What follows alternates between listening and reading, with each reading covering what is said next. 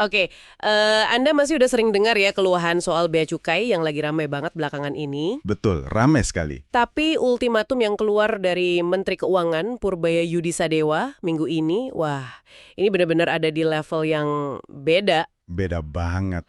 Bayangkan sebuah institusi sepenting Direktorat Jenderal Bea dan Cukai atau DJBC dikasih waktu cuma 1 tahun buat berbenah. 1 tahun. Kalau gagal, 16.000 pegawainya bisa dirumahkan. Institusinya bisa dibekukan. Nah, kali ini kita akan telusuri bareng-bareng apa sih pemicu reaksi sekeras ini dan opsi radikal apa yang sebenarnya lagi dipertimbangkan. Menarik sekali. Ini ultimatum yang luar biasa keras kan? Untuk paham kenapa Menteri Keuangan sampai segitunya, kita harus lihat dulu tumpukan laporan yang masuk ke mejanya. Pasti banyak sekali itu laporannya. Salah satu yang paling ekstrim dan viral itu dari sumber kita, keluhan pedagang thrifting. Mereka ngaku harus keluar uang sampai 550 juta rupiah. Wow, Hanya untuk kutip meloloskan 1 kontainer pakaian bekas. 550 juta. Itu bukan lagi soal biaya administrasi ya. Jelas bukan? Ini sih udah pemerasan terang-terangan namanya. Tepat. Dan yang bikin situasi ini lebih gawat adalah temuan di lapangan ini mengkonfirmasi kalau masalahnya bukan cuma ulah oknum, tapi kayaknya udah sistemik. Maksudnya sistemik gimana, Sam? Jadi waktu Menteri Purbaya melakukan inspeksi mendadak, timnya itu nemu dokumen impor. Barangnya submersible pump atau pompa celup. Oke.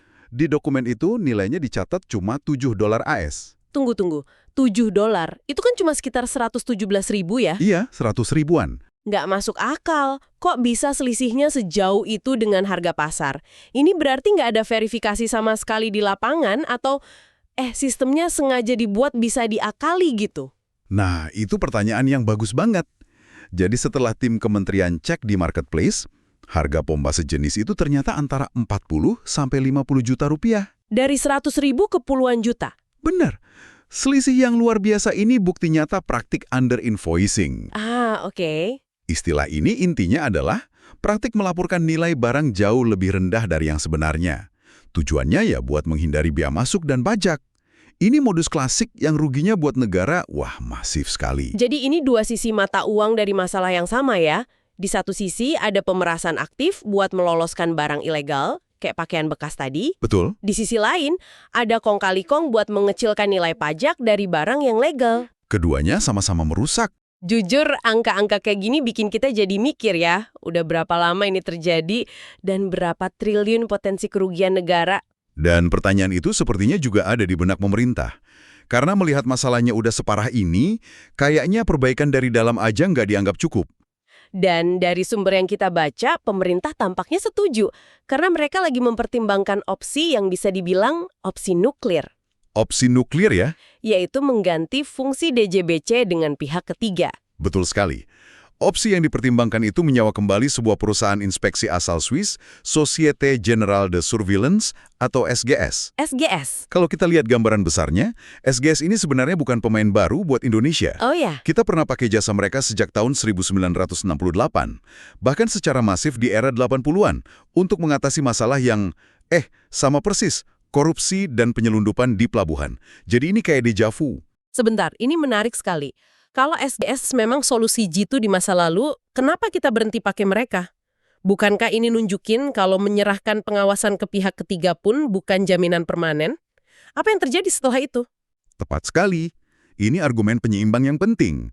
Penggunaan SGS dulu itu memang efektif menaikkan penerimaan negara. Oke.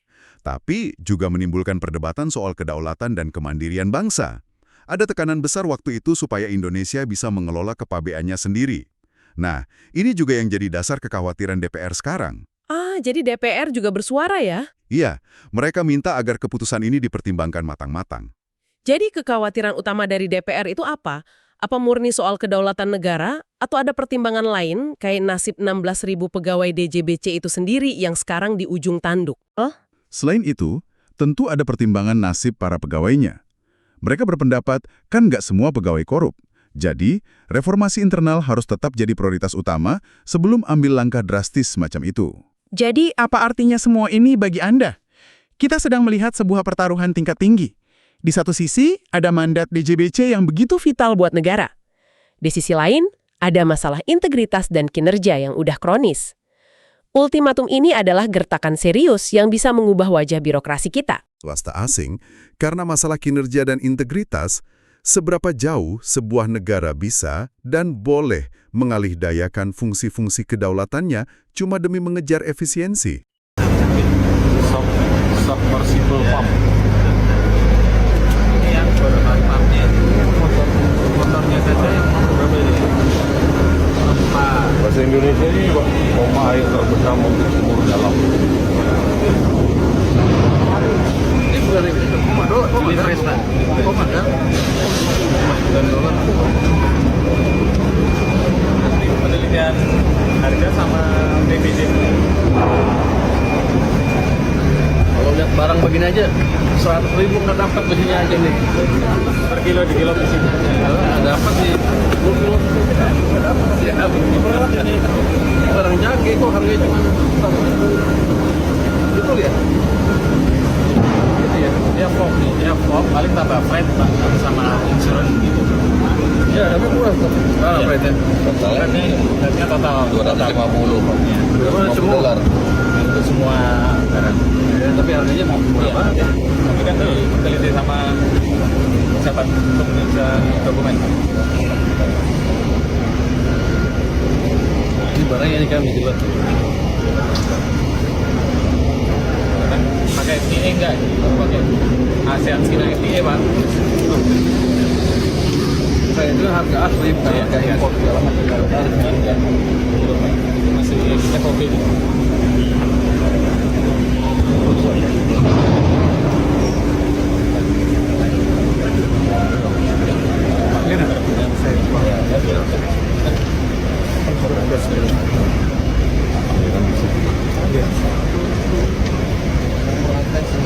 Pasar-pasar kita nggak dapat ini pasar ini ya. Ini barangnya ini. Jadi itu barangnya adalah yang ini. Ini. Kantong intinya yang ini atau yang ini kan? Ini tuh ini nih. Ada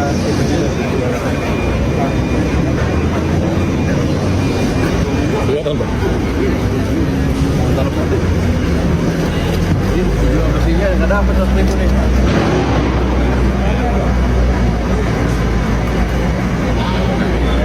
Tapi jangan-jangan di dalamnya kayak itu loh Pak, areng atau apa gitu. Kalau ini pompa mesin, ini mesin.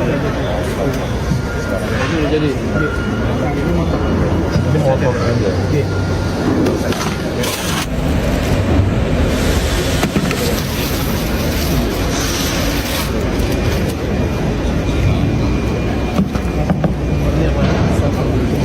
$100.000 kan? Nah, harganya $100.000. Gila murah banget. Dia 50 jutaan pasar. Itu mereka ambil untung gede ya. Biar 7 sampai 50. Ini diteliti sama bisa jadi ada dokumen beda. Mungkin iya. Enggak, kalau gua angkat begini aja dijual kiloannya sama. Kiloannya kasih dapat lebih. Apalagi ini berfungsi. Ini teknologinya lumayan canggih loh.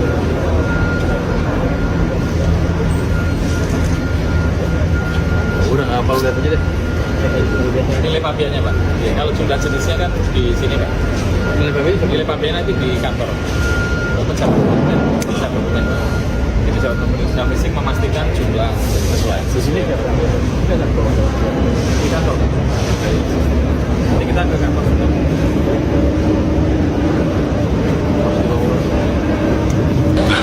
Pemeriksaan kontainer bagus hasilnya, kita habis itu ke lab juga.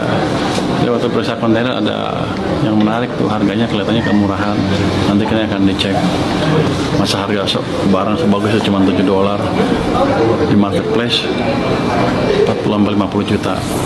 Tapi ini akan dicek lagi ya. Jadi lab kita bagus. Nanti saya bilang tadi ke teman-teman di lab, kalau udah kurang peralatan tolong dikasih tahu sehingga kita bisa lengkapin. Tadi juga saya lihat pengoperasian container scanner baru 2 minggu rupanya dipasang, lumayan bagus.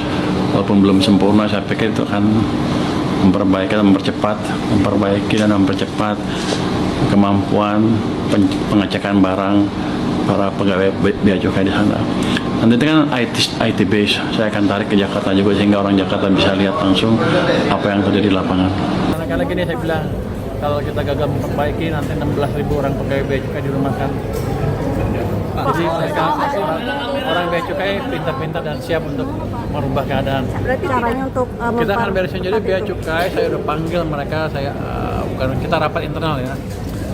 Kita diskusikan dengan mereka, saya bilang begini, image bea cukai kurang bagus di media, di masyarakat, pimpinan tertinggi kita. Jadi kita harus perbaiki. Yang mana kameranya? Depan Pak. Jadi kita harus perbaiki dengan serius. Saya bilang dengan mereka, saya sudah minta waktu ke Presiden 1 tahun untuk nggak diganggu dulu. Saya biarkan saya beri waktu saya untuk memperbaiki bea cukai. Karena ancaman serius. Kalau kita bea cukai nggak bisa memperbaiki kinerjanya dan masyarakat masih nggak puas, bea cukai bisa dibuka diganti dengan SGS seperti zaman dulu lagi. Jadi sekarang bea cukai, orang-orang bea cukai mengerti betul ancaman yang mereka hadapi. Jadi mereka sudah amat semangat untuk memperbaiki kinerja mereka. Dan kita sudah mulai terapkan AI di stasiun bea cukai. Jadi nanti